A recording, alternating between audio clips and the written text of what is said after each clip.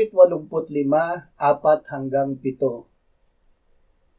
O Diyos ng aming kaligtasan, muli mo kaming panumbalikin at alisin mo ang iyong galit sa amin.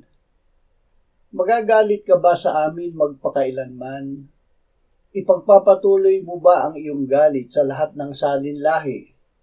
Hindi ba kami ay muling bubuhayin mo upang ang iyong bayan ay magalak sa iyo? O Panginoon, ipakita mo sa amin ang iyong tapat na pagsuyo at ipagkaloob mo sa amin ang pagliligtas mo. Ang Diyos ay nagpapatawad.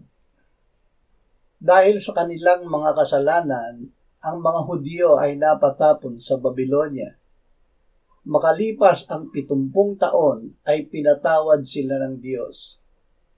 Sinabi nila, Panginoon, ikaw ay naging mabuti sa iyong lupain.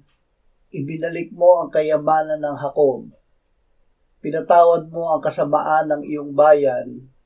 Pinatawad mo ang lahat nilang kasalanan. Inalis mo ang lahat ng puot mo. Tumalikod ka sa bangis ng galit mo.